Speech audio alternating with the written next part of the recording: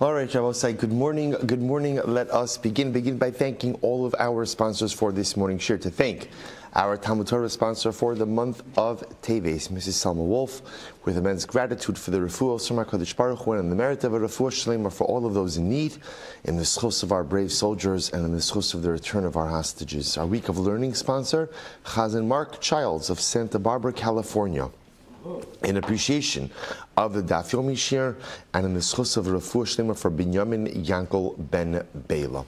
Beautiful. And of course, as a shir, we dedicate the entire Maseches Baba Kama Le'ilui Nishmas, Master Sergeant Eliyahu Michal Charush, Hashem Yikom Damo. We hope that in the merit of our Talmud Torah, his neshama will have an aliyah and the family a nechama.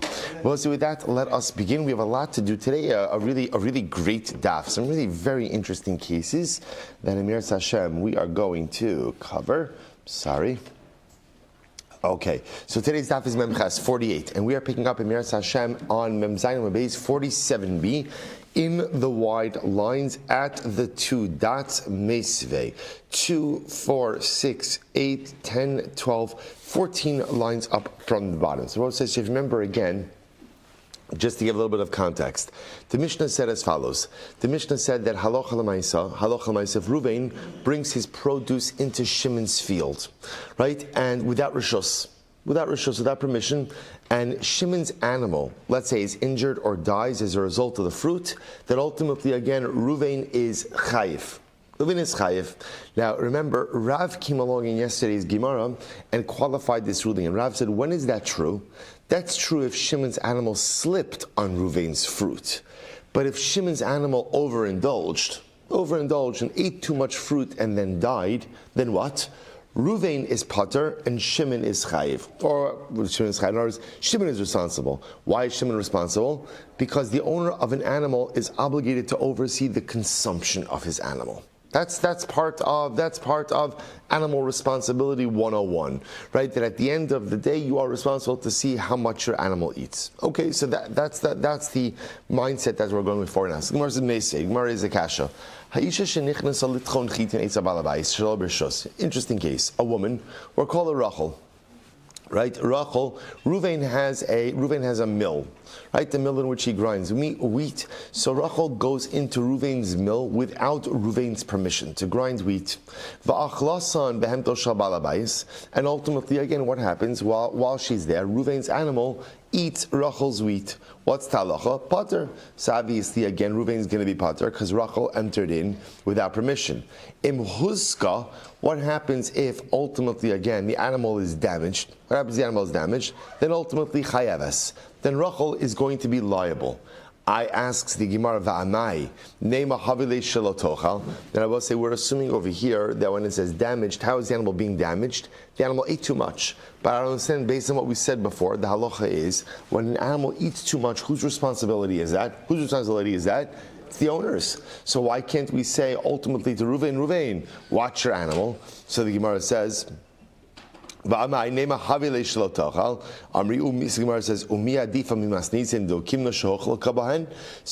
The Gemara says, 1 second. We should be setting up this case the same way we set up the Mishnah. How do we set up the Mishnah's case? How is Ruvain's produce doing damage to Shimon's animal? How is that happening?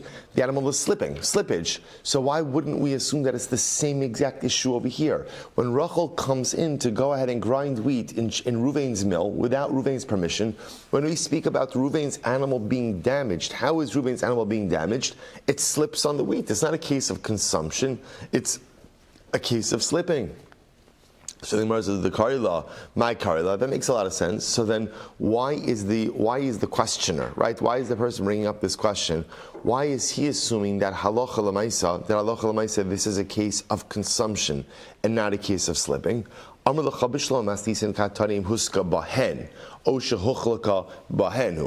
Gemara says, So we'll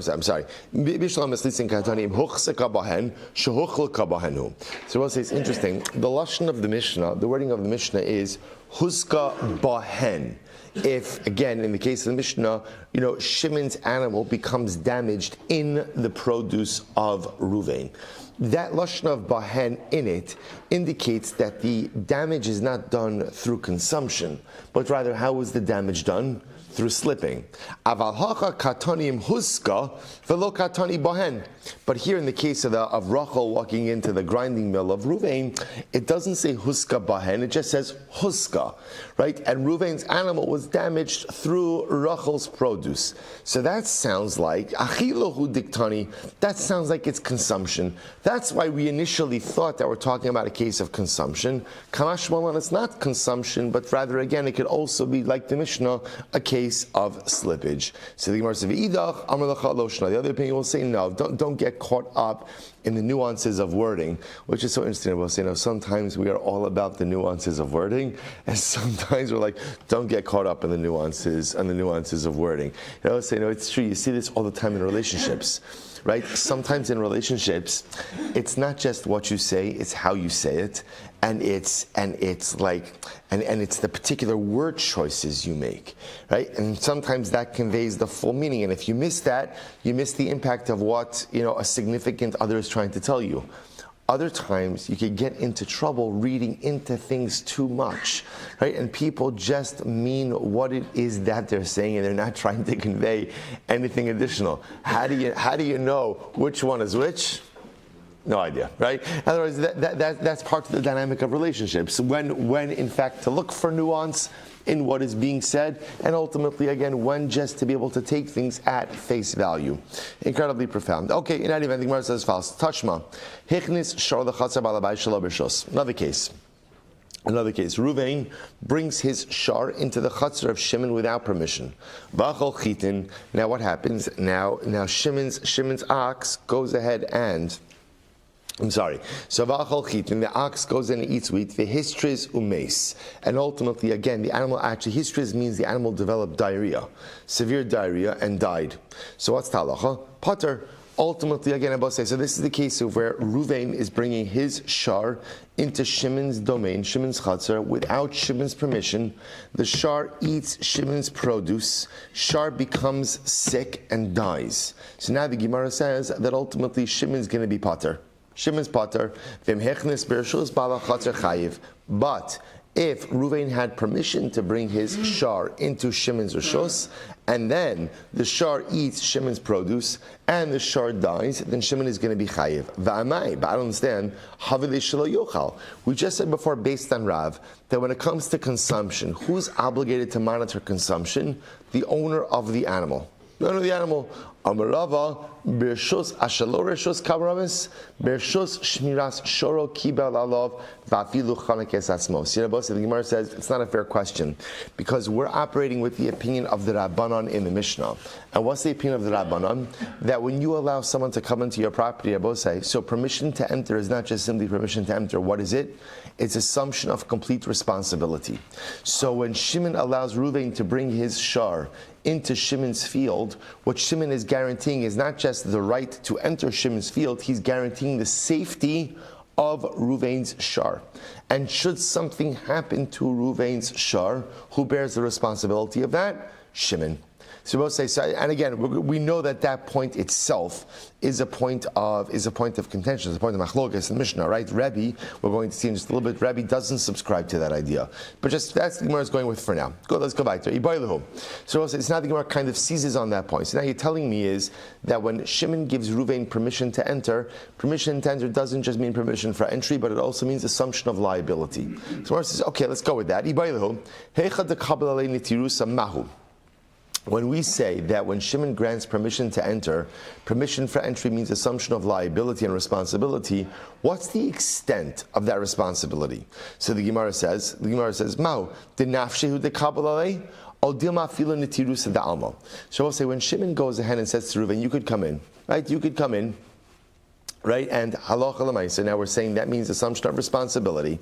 So what does that mean? Is Shimon saying to Reuven, I am taking responsibility that I will not cause you damage, right? That while you or your ox are in my property, you will not be damaged by me.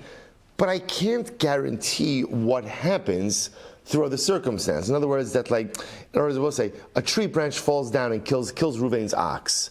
So is Shimon taking responsibility for that, or not? In other words, if we go with the approach that permission for entry represents assumption of responsibility, what is the extent of that responsibility?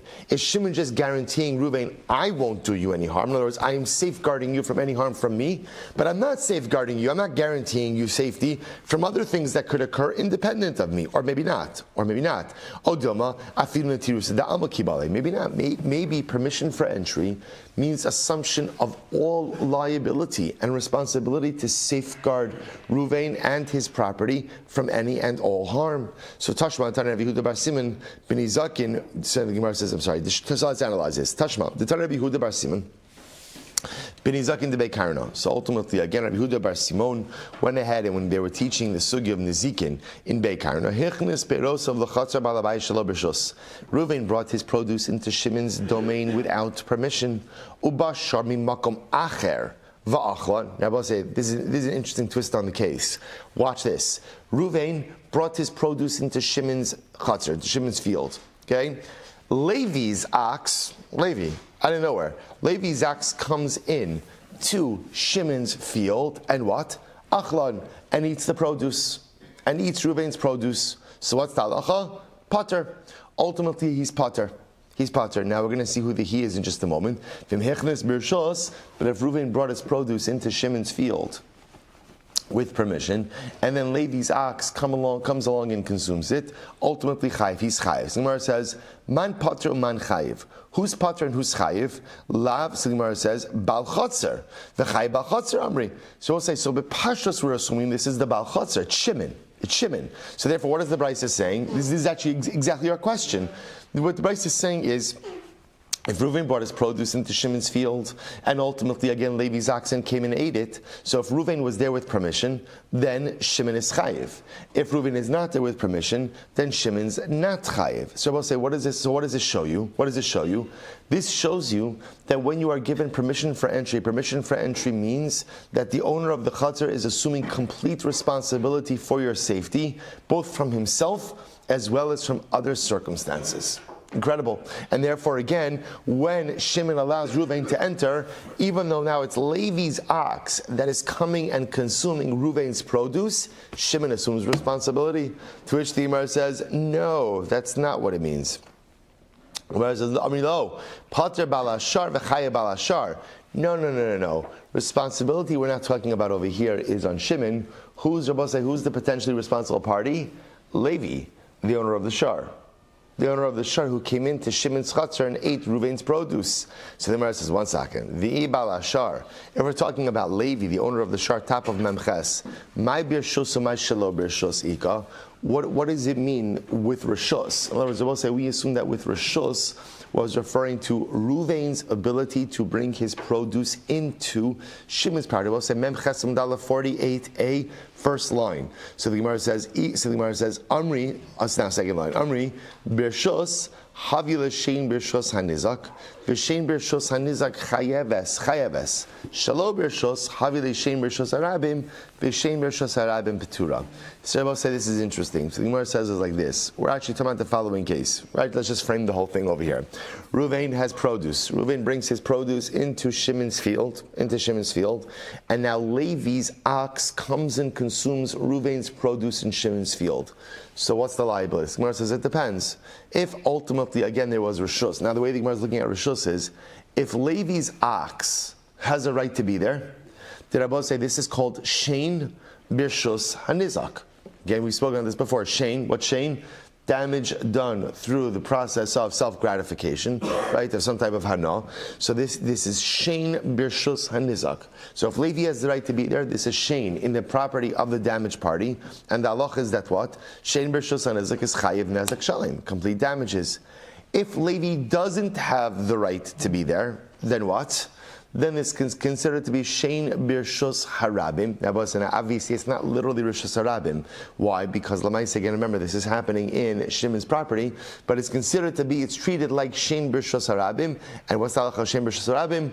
ultimately again you're pater. So therefore I will say the Gemara just totally reimagines this case, that the chayiv in pater is not talking on Shimon, the owner of the property, but rather the chayiv in pater is talking about Levi, the owner of the shar. Incredible. So Tashma, hichnis shor lechatzer balabai shelo b'rishus. Watch this. Ruvain brings his ox into Shimon's property without Shimon's permission. And a shar comes from another place. And so now there's a third shar. Levi's shar comes from somewhere else. And what? Nagcho gores Ruvain's shar. What's talacha? Pater. He's pater. But if he brought in, if Ruvain had permission to bring in his ox, then ultimately again he'll be chayiv. So the Gemara says, okay, man pater uman chayiv. Who's pater? Who's chayiv? Lav pater bal chatzer v'chayiv bal chatzer. Both say Pashas is talking about Shimon, the owner of the chatzer. Both say, remember again, what's our overarching question we're trying to figure out over here? If you go with the idea, like the Rabbanan in the Mishnah, which is that permission to enter assumes assumption of, or I should say, permission to enter also means assumption of responsibility over the person or property that is entering. What is the extent of that responsibility? Is that just Shimon telling Ruvain, I will not harm you? I will not harm you, but I'm not taking responsibility from any external forces that are not me from harming you? Or does it mean I take full responsibility over all forces that may harm you while you are in my property? That's what we're trying to figure out over here. So the Gemara looks at this case, right? Ruvain brings his ox into his shar, into Shimon's property. Now what happens? Levi's ox comes in, gores Ruvain's ox and kills it. Okay, so now the Gemara says, if Ruvain brought it in without rishus, so ultimately again, he is pater. If ultimately he brings it in with rishus, he is chayiv. Who is the he? Who is the he? So the Gemara says, we assume the he is Shimon. Shimon. And what do you see from here? You see from here that when you give someone permission to enter means assumption of full responsibility. And therefore, if Shimon gave Reuven the right to enter, and Levi's ox gores Reuven's ox, right, then what? Then Shimon is responsible for those damages. To which the Gemara says, lo, pater balashar v'chayev balashar.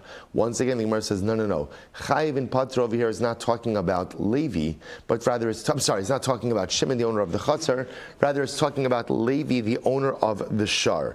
If that's the case, then what does it mean when it says rishus and not rishus? Right? The Gemara says, Amri Hamani Rabbi Tarfani the Amar Mishuna Karen Bechatzer Hanizak Nezek Shali Mishalim. So listen to this, Rabbi, because this reflected Rabbi Tarfan. A lot of stuff coming out of it here today. Remember again, we had Rabbi Tarfan a number of times. Rabbi Tarfan holds that Karen B'Rishus Hanizak is Chayiv Nezek Shalim. Remember, even Karen Tam. Even first time Karen, Rabbi Tarfon says, if it is performed in the property, ultimately again of the damaged party of the nizak, you're going to be chayiv nezek shalim. So watch this. The Gemara says, so therefore, b'shos havile Karen bechatzar nezek m'shalim nezek shalim. Therefore, if Levi's animal enters in with permission, then this is considered to be a case of Karen Tam Birshos Hanizak, and therefore you have to pay full damages. Shalo Birshos, but ultimately again, if the animal is entering in without permission, Havile Karen Birshos Harabim, then it's not literally Karen Shusarabim, but it's like Karen Shusarabim, V'lo Mishamna Ella Chatzi Nezek, and therefore you only have to pay Chatzi Nezek. Okay, so we'll say, so it's unresolved. It's unresolved. In other words, we're not exactly sure. So what is it? In other words, if we go with the assumption that permission to enter means assumption of responsibility, what is the extent of that responsibility? Does that mean complete responsibility from any damaging forces, either Shimon himself or anything else that may damage Ruvain, or no? It's only Shimon guaranteeing Ruvain's safety from himself. I won't damage you, but I'm not guaranteeing what may or may not happen ultimately again through someone else. Incredible. So let's go weiter. Says the Gemara, Hichnis shoro l'chatzar balabayis. Next. No, sorry, I skipped. Yeah, just the whole chunk there. Hahi isisa. Because we'll say another interesting case. Hahi isisa. The al-salamefa bahu besa. There was a woman who went in to bake her bread in a particular home. Okay. Also, Barcha demari debeisa achla lalisha chavalamis. The goat of the owner of the home, we'll call him Ruvain, so we'll call the woman Rachel. Rachel goes into Ruvain's house to bake her bread, to bake her dough. Ruvain's goat comes along and partakes of the dough and dies as a result of consuming the dough. All right, so what's the halacha? Chayiva Rava l'shlumi d'mei barcha. Rava said that Rachel is chayiv to pay for the dead goat. Right, she did the damage and therefore she's chayeves to go ahead and pay for the goat. I says the Gemara, okay, so one second, let's analyze this. Lema pliga ad Rav. Now remember again, obviously, it must be that Rava is arguing on Rav. What did Rav say? What did Rav say? Rav said, who is responsible for consumption of the animal? Who's responsible? The owner. So therefore, again, anytime the animal eats something and dies as a result of that, that's going to really be on the owner himself. So Rav ultimately, remember, Rav says that the owner is always responsible for consumption. To which the Gemara says, Amri hachi hashta hasam shelo bershus lo kibal alei nitirusa hacha bershus kibal alei nitirusa. So Rabbi say, this is fascinating. This is fascinating. So the Gemara says as follows. The Gemara says that's true when ultimately, again, the person entering didn't have rishus to be there. But if the person entering has rishus to be there, then what? Rabbi said, listen to this. Then ultimately, again, there is a certain level of responsibility, ultimately, again, that the person who is there has to safeguard the animals of the owner of the chatzar. Look at Rashi for just a moment. Hacha birshus kibaleni tirusa. Rashi says the behemto v'taima de Rava lab mishum de kasaver de man da al birshus kabel aleni tirusa de behemos bal chatzar da iu de shani leal kul rabbanani v'uki de bal kederos ki al birshus lo kibel alav nitirusa v'hacha ki de mefarish taima lekamei de lemeifa bayetz niusa this taliko mervasa de chatzar. Gemara is supposed to listen to this. This is fascinating. So the Gemara says, the Gemara is introducing a new idea over here, that why is Rachel chayaves? Why is Rachel liable for the death of the goat? Because when you are given permission to enter, so that comes with a responsibility as well. What's the responsibility on Rachel? The responsibility on Rachel is don't do harm to Shimon. In other words, we've been focusing this entire time that when you give someone permission to enter, that comes with an implied responsibility or liability for their safeguarding as well. Now what we're also introducing is that when you enter with permission, you also have certain responsibility, right? You also have responsibility to make sure that what? That you don't damage the owner of the chutzner in any way. So therefore, Rachel, you're coming in with rishos, you have a right to bake bread, okay, but you also have an obligation to safeguard the livestock of Shimon. So therefore, watch your dough, guard your dough, and if you fail to do so, and as a result, the goat of Shimon dies, you are responsible for that. So one says, okay, but what's that? We just had the case before. We remember we just had the case literally on Amud Beis. Rachel went into Shimon's home without rishus to go out and grind wheat. Right, and what happened? And the animal, and Shimon's animal went ahead and ate some of that wheat and died. And what did we say? That Rachel's potter. Right? So v'achaltan behemto shal balabais potter v'imhuska chayaves. And ultimately, again, if the animal is damaged, if the animal ate of it, it's so ultimately again she's potter. But if, I should say Shimon's potter, but ultimately, again, if the animal was damaged, ultimately she's going to be chayeves. So what's the logic? Taima shelo b'shos. Now the reason ultimately, again, the reason why she's chayeves is because ultimately, again, she entered in without permission. Habirshos, but bepashtos, if she went in with permission, potter, then she ultimately, again, should be exempt. So in the case of the grinding of the wheat, if she entered in with rishos, and the animal ate of the wheat and died, she was potter. Yet in this case, Rachel's entering in with rishos to go ahead and knead her dough, right, to go ahead and bake her bread. And if the animal eats of her bread and dies, she's chayeves, she's liable. So why the distinction between the two cases? So I will say this is actually interesting. So the Gemara says, Amri, litchon chitin, kevan de lobaya tzniusa midi, lobaya misalki miravasa de chatzar nafshayu, va'alei didei raminitirusa. I will say this is fascinating. The Gemara says it all lies in a fundamental distinction between grinding and baking. Grinding, I will say, the process of grinding wheat, if a woman's doing it, doesn't require any level of privacy. Doesn't require any level of tznius. And therefore, again, the responsibility to guard the owner is really on. Remember, we're going back to Rav. We keep going back to Rav. That what does Rav say? When it comes to consumption, responsibility for consumption of the animal rests on who? The owner. The owner. And therefore, when it comes to grinding wheat, where no privacy is required, so therefore the responsibility is on the owner to monitor the consumption of his animal. And therefore, if he fails to do so, and the animal dies as a result of consuming some of the wheat that Rachel is grinding, ultimately, again, that is on the owner. That's on the owner. So we'll say, listen to this, when it comes to baking requires privacy for Rachel. Why? Rashi points out because when a woman bakes, she has to knead the dough. When she has to knead dough, she has to roll up her sleeves. So it's not appropriate for another man to be present while her sleeves are rolled up. So therefore, by definition, that requires a degree of privacy. Because that requires a degree of privacy, therefore, kevan debayitz niusa merevasa dechatzar, since she requires privacy from the owner of the chatzar, misalki nafshayhu. Ultimately, again, he removes himself. In other words, he's not going to be there, and therefore, because he removes himself, hilchach Allah dida ramya netirusa. Therefore, I will say, because he can't be there, therefore, again, the responsibility for safeguarding the animal shifts to Rachel. So quite fascinating. So in other words, I will say, so in general, so it sounds like what's coming out of here is as follows. What seems to be coming out of here is like this. That first of all, seems to be the Gemara is going with the idea, although we'll see halacha l'maisa what we do, that in general, when you allow someone to enter into your property, there is an assumption of responsibility for the safety of that person and of their property. Okay, what we've also established is that halacha l'maisa. So now what we don't know is what's the extent of that liability, right? Is that liability just for anything that the owner of the chutzner will do, or from any other circumstances? What also comes out is something interesting, which is a paskin like Rav, that the owner of an animal is always responsible to monitor and to oversee that which his animal is consuming. And therefore, halacha l'maisa, if produce is brought into the property, and ultimately, whether it's rishus or not rishus, and the animal overindulges and dies, ultimately, again, that's on the owner. That's on the owner. If, again, the animal slips and dies or is injured, then that'll depend whether or not, again, Reuven brought it in with rishus, with not rishus. The one exception to the consumption rule of Rav will be in a case where the owner can't be present. What's the case where the owner can't be present? Rachel is kneading dough. She's kneading dough, so in that case, again, that requires some degree of tznius, some degree of modesty and of privacy.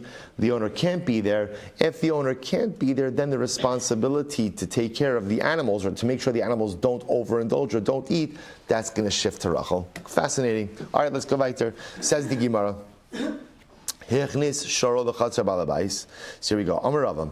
Hichnis sharo. So we're saying we're going to go now through like a whole bunch of statements of Rava. Really interesting statements. So here we go. So Amar Rava. Hichnis sharo l'chatzar balabais shelo b'rishus. We'll say what happens if Reuven brought his shar into Shimon's chatzar without permission, without rishus. V'chafer bo boros sichin u'ma'aros. This is interesting. So now what happens? Reuven's animal digs pits, boros, digs a bar in Shimon's property. What's the halacha? Bal hashar chayi b'niskei chaser, ubal chaser chayi b'niskei habar. This is interesting. So Reuven, the owner of the shar, is responsible ultimately again for the damage done to Shimon's field. But Shimon is responsible. Let's say again, about say someone falls into that bar, or something else happens in that bar. That's on Shimon. That's on Shimon. Now, I will say, now, even though in general there's only liability for man-made bar, not for a shar-made bar. This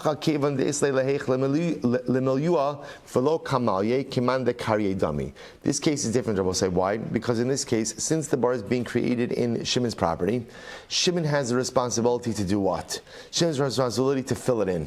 I was about to say, if something happens in your property, so just want to point out, so what's happening over here? Reuven's shar is entering into Shimon's property. Reuven's shar digs a bar. Reuven's shar digs a bar. So then I will say, so Reuven is liable for the destruction done to Shimon's field. If Shimon fails to fill in the bar, and as a result, again, there is damage done. Now, there's more details over here about Shimon making his property hefker and things like that, which, right, Rashi points out over here, But the point over here is, in this case, if Shimon fails to remedy the situation, then ultimately, again, liability is on Shimon. Right? That's the halacha. That's the halacha. Now, both say, now remember again, bar really only works if it's hefker, so it also have to be that Shimon's making his property hefker. That's how someone else is accessing the bar. But again, we don't have to get into those details right now. I will say, profound Mr. Haskell on this. What's the profound Mr. Haskell on this? Sometimes in life, other people create problems for us. It happens, right? I don't know, a lot of times. Sometimes, right? I didn't create the problem. Someone else created it for me. But just because I didn't create it doesn't mean I'm not obligated to fix it. Right? Even though I didn't make it, I'm obligated to fix it. And failure to fix a problem that is yours, even though you didn't create it, that's on you. That's on you. Now responsible for creating, but what I say is my situational. The situation been created, problems are created. I didn't do it. Okay, I got it. You didn't do it. But even though you didn't do it, if it's yours, right? If it's yours, if it becomes your problem, you are obligated to go ahead and remedy it. Such a profound yisur. I will say, how many times in life does it happen? Other people create circumstances for us, and then we figure, okay, someone else created it, you have to fix it. And what happens? People spend their lives waiting for other people to fix their problems. Even if someone else made the mess, if it's now my mess, it's on me to clean it up. Incredible. Let's go back there. Another case we'll say. Right, Rava says, what happens? So Reuven brought in his shar to Shimon's chatzar without rishos. Vehizik as balabayis. So we'll say, this is interesting. Oh, balabayis huzak bo. So we'll say, now listen to this. In this case, so Reuven brought his shar into Shimon's chatzar without rishos. Reuven's shar injures Shimon. It injures Shimon. Or Shimon trips over Reuven's shar, right? Chayiv, ultimately, again, Reuven's going to be chayiv. Ravatz, however, again, if Shimon's shar squatted, ultimately, again, pater. Sorry, if Reuven's shar squatted, ultimately, again, is going to be pater. So, okay, so both say, so Bepashtos, what Rashi says, what that sounds like is, so here's what we know, right? Reuven brought his shar into Shimon's chatzar without permission. The shar, Reuven's shar, then either injured Shimon or Shimon tripped over the shar. Reuven is liable. Then it says, but if Reuven's shar squatted, now Rashi points out, we're assuming that what squatting means is like it squatted on top of utensils and broke the utensils, Reuven's going to be pater. So Gemara says, Mishum de Ravat's pater. I understand why. Just because it's squatted, Reuven should be pater. Why should it be pater in that case? Amra Papa, my Ravat's, sheher bits galalim v'nitfu kelev shabalabayis. Tahavi gilalim bar. Now both say, what's the case? Rav Papa says, what's the case of squatting?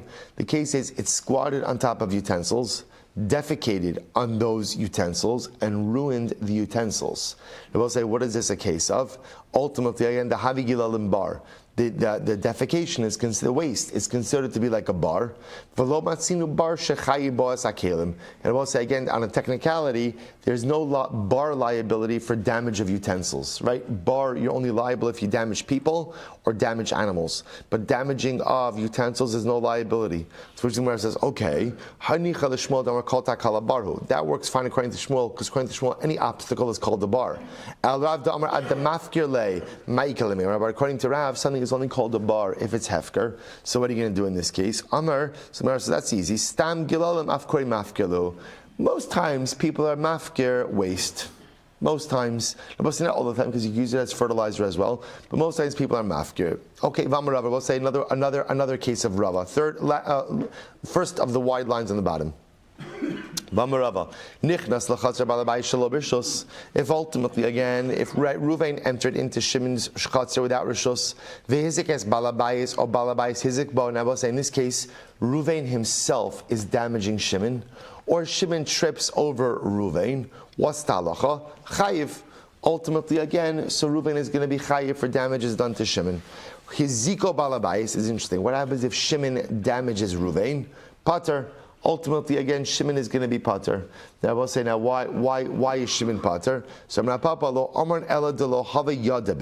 will say that's only true if Shimon did not know that Reuven was in his chatzar. Aval havayadebe, but if Shimon knew that Reuven was there, his ziko balabai is chayiv, and Shimon damages Reuven, Shimon will be chayiv. Why? My taima, because again, Reuven can say to Shimon, Nehid ve'islach rishus lafuke. You have permission to throw me out of your chaser, la'azuki les lach rishus. But ultimately, to damage me, you don't have rishus. Both say this is really a fascinating case. See what's happening over here? Here, we're totally transitioning away from animals doing damage and people doing damage. Reuven enters into Shimon's rishus without permission. Without permission. Right? So what's the halacha? If Reuven damages Shimon, or Shimon trips over Reuven and is damaged like that, Reuven is liable. What happens if Shimon damages Reuven? So ultimately, what's the halacha? Pater. The Gemara qualifies that. When is he pater? When Shimon didn't know that Reuven was in his chatzar, and therefore, again, the damage that he inflicted was accidental. But if Shimon knew that Reuven was in his chatzar and damaged him anyway, ultimately, again, then Shimon is going to be liable. Why? This is very important. Because Reuven can say to Shimon, look, you have every right to throw me out of your chatzar, but you have no right to what? You have no right to damage me. You have no right to damage me. Interesting halacha. And then go according to the reasoning. The Amar Rabba v'Tim Rapap. Rabbi will say Amud Beis. Memchas 48b. Shnehem b'rishus or shnehem shelo b'rishus. So I will say if you have Reuven and Shimon that are both in the same domain, either with permission or without permission. In other words, both say, so let's say, for example, they're both in Rosh Hashanah, they both have the right to be there, or they're both on a jointly owned field, or for that matter, again, they're both somewhere, Shelo b'rishus. Now, both say Shelo b'rishus would be, Rashi gives the example of, they're both running in Rosh Hashanah. Most remember again, we saw this, that running in Rosh Hashanah is considered to be mashuna, is considered to be abnormal. So I will say, so the point over here is you have a case where Reuven and Shimon are both on the same halachic level. Either they're both permitted to be doing what they're doing, or they're both prohibited from doing what it is that they're doing. And what happens? Hiziku zeh, they end up damaging each other. So what's the halacha? Chayav, and ultimately, again, they're going to be chayiv. Right? They damage each other, they're going to be chayiv. Husku zebazeh, if they are damaged by one another, then ultimately, again, pturin. Ultimately, they're pater. Because we'll say again, essentially it cancels each other. Time of the shneim b'rishus or shneim shelo b'rishus. Now the reason is because both of them have permission to be where they are, or don't have permission to be where they are, do what they're doing. Aval echa b'rishus ve'echa shelo b'rishus. But we'll say if one person is operating legally and one person is operating illegally, the b'rishus pater. The one operating legally is exempt. Shelo b'rishus chayiv. The one operating illegally is chayiv. So we'll say that's our case, right? Reuven enters into Shimon's domain without permission, right? Ultimately, again, he ends up injuring Shimon. So again, Reuven's going to be liable. Shimon injures Reuven. Ultimately, Shimon is pater. Now again, obviously we qualify that Shimon's pater because again, if he was taken by surprise or he didn't know what was going on, if he knew what he was doing, it was premeditated injury of Reuven, then obviously he's going to be chayiv in that case. Incredible. Nafa labar vehivish shmeima of chayiv. Supposed to remember again, what was the next case in the Mishnah? Next case in the Mishnah is that Reuven's ox enters into Shimon's domain without rishus. Reuven's ox then falls into, let's say, a water cistern, and then goes ahead and damages the water, makes the water putrid. Ultimately, again, so Reuven will be chayiv. So the Gemara says, Amar Rabba lo shnar ela shevish b'shas nefila. This is only assuming that Reuven's ox ruined the water in the cistern when it fell in, b'shas nefila. But if it was after it fell in, then ultimately again it's going to be pater. Now what does that mean? Take a look at Rashi. Rashi says shevish b'shas nefila tahavi mazik mamish v'lo dami labar. But say when the animal damages the water, right? Let's say ruins the water as it falls in, so that's considered to be an act of damage done by the body of the animal. Now, both say, as opposed to the following, you can imagine this has two different scenarios. One scenario is where the ox falls into the water, and just by falling in, it goes in and ruins the water. The other possibility is, what ruins the water? The ox swimming around in there, right? And remaining in there for a prolonged amount of time. That's what ruins the water. So the Gemara says, when is Reuven liable? Reuven is liable when the ox ruins the water simply by the act of falling in. But if the water is only ruined because the ox stays there for a little while, then Reuven will not be chayiv. Reuven will be pater. What's the reason? My taima, haveshar bar umayim kelim velomatzinu bar shechai boas kelim. So we'll say this is very interesting because we look at the shar, right? So when the shar is ruining the water by remaining there, then lamaisa we look at the shar as a bar. right? And we look at the water as utensils. And what's the halacha? Bar, you're only liable for adam and behema, for people and animals, and you're not chayiv for kalim. You're not chayiv for utensils. So that works fine according to Shmuel, who says in general, Shmuel has a more expansive definition of bar. And he says a bar is anything that's essentially an obstacle. But according to Rav, who says that something is only a bar if you make it hefker, so how do you make the shar in this case a bar? Here's what you have to say. When do we say ultimately again that Reuven is liable? When it's the body of the ox that makes the water putrid. But if let's say it's the odor of the ox that makes the water putrid, then ultimately pater, the Reuven's going to be pater. What's the reason? My timer, grama ba'almahu, ugrama b'lo mechayiv, because you both say that'll be causation. Causation, right? That'll be grama. And ultimately, again, in other words, if it's the body of the animal itself that's making the water putrid, then that's direct damage. Reuven will be chayiv. But if it's not the body of the animal, but instead it's what? It's the odor of the animal, then that's going to be grama. That's going to be secondary or causation, and one is not chayiv for grama b'ni zakin. Incredible. Incredible. Okay, let's go weiter.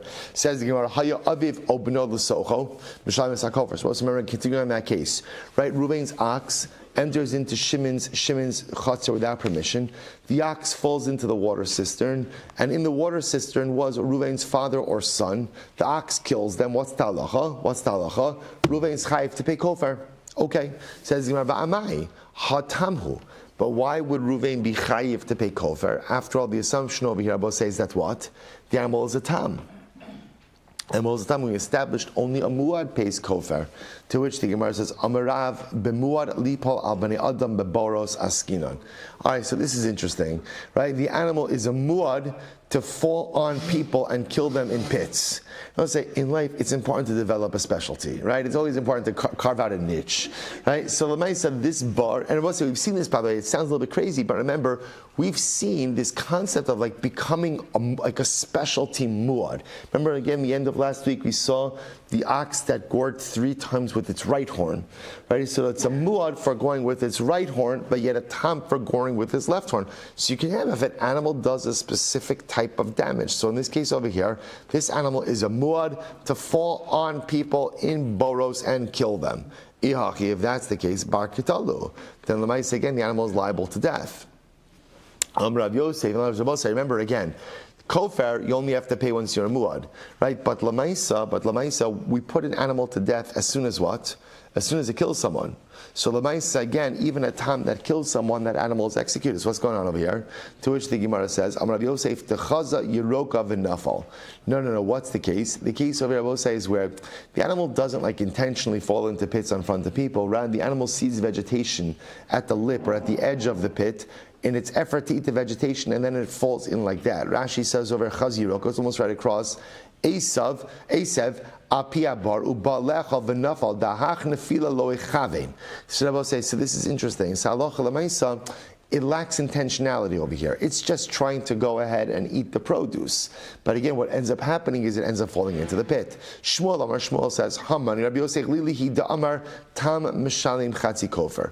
Shmuel on the other hand says, whose opinion is being reflected over here? So Rabbi Yosef Lili says that a tam pays half kofer.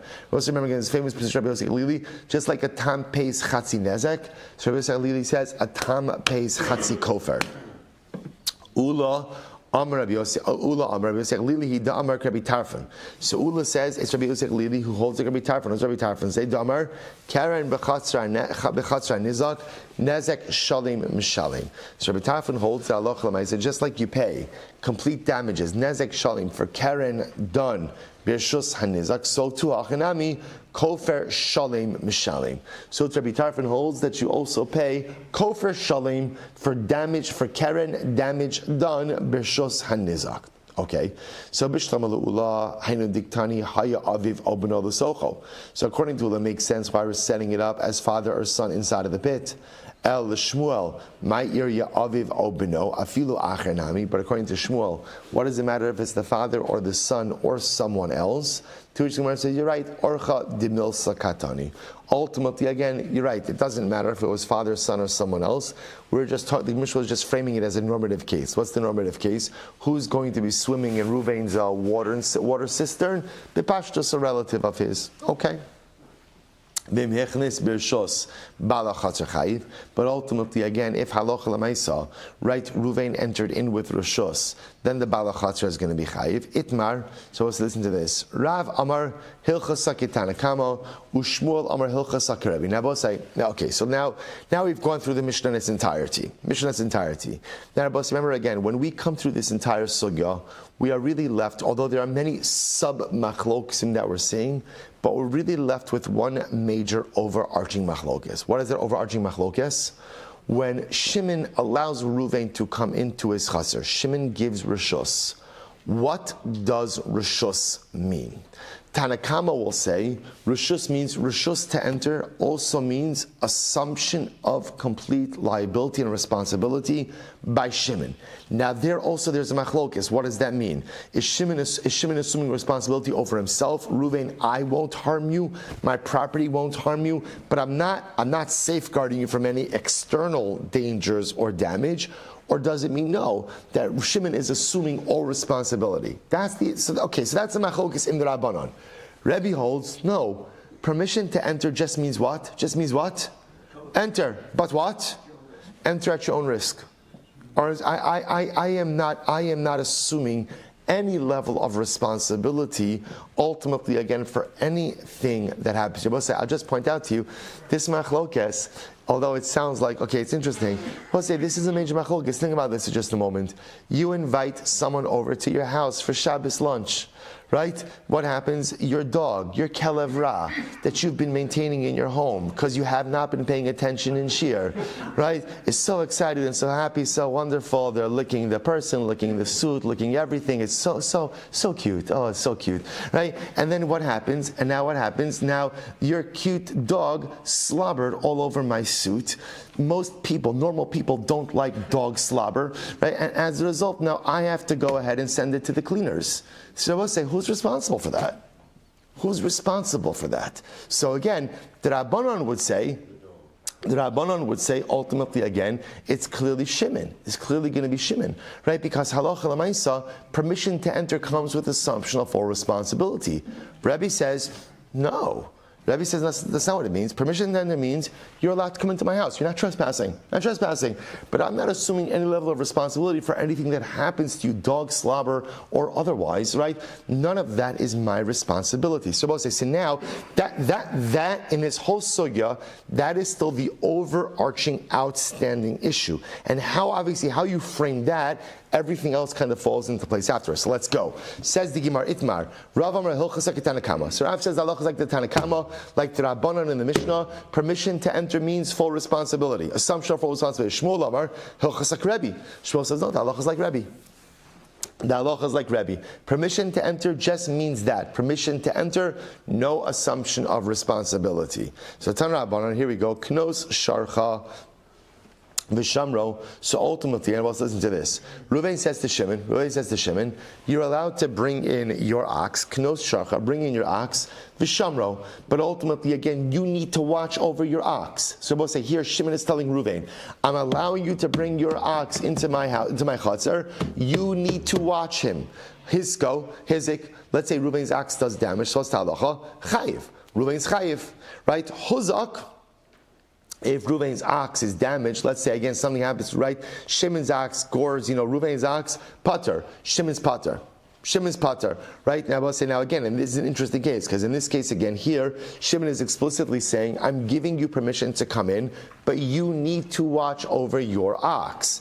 Knos sharchavani eshmerenu. What happens if Ruvain says to Shimon, bring in your ox and I'll watch your ox? Then what's the halacha? Huzak chayiv. If ultimately again, if the ox gets damaged, then ultimately Shimon is going to be responsible. Hizik pater, but ultimately again, if the ox does damage, Ruvain is going to be pater, right? Because here, I'll say, says Haguf Akasha.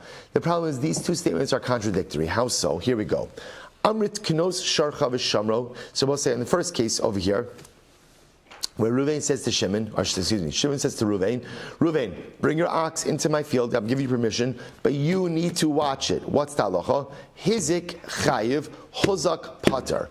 Ultimately, again, if ultimately, again, the animal did damage, Ruvain is going to be liable. But if the animal is damaged, then Shimon the balachazar is going to be pater. The reason ultimately, again, why if the ox does damage, Ruvain is chayiv is why? Because Shimon the balachazar told him, watch your animal. Upater balachazar, hastama, what we can infer from this is, had Shimon not said anything, chayiv balachazar upater balashar, sounds like had Shimon not explicitly said to Ruvain, right, guard your animal, then the assumption of responsibility would have been on Shimon. The bistama mekabal alei netirusa.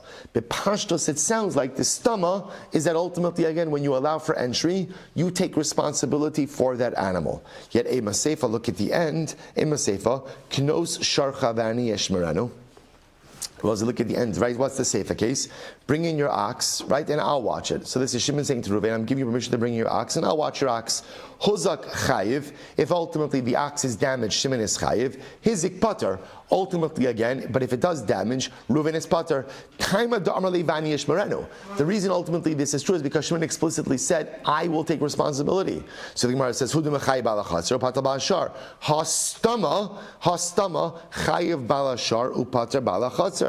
So I will say, but if it was just a stam case where Shimon didn't say anything, Bepashas Ruvain would be chayiv and Shimon would be pater. What do you see from here? Tebistama lo mekabel alei netirusa. What you see from here, I will say, is stam without explicit articulation. Permission to enter does not mean assumption of responsibility. Asan l'Rebbe da'amar achi kabel alei netirusa. So we'll say, I'm going to stop over here for today. The point is, Gemara is making over here is two contradictory inferences, right? One part of the brisa seems to indicate, like the Rabbanon, namely, permission to enter means assumption of responsibility unless you explicitly articulate to the contrary. So if Ruvain gives permission to Shimon to enter, that is Ruvain taking full responsibility, unless, of course, Ruvain says, let's go. Shimon says, Ruvain, you have full responsibility. That's the Rabbanon. Rebbe says, permission to enter just means permission to enter and nothing else. Assumption of full responsibility does not take place unless, of course, the balachazar. Shimon says so explicitly. Both saying two contradictory inferences. We'll stop here. Sorry for a cliffhanger. We'll pick up with this tomorrow. See the halacha l'mais as well. Shkoyach.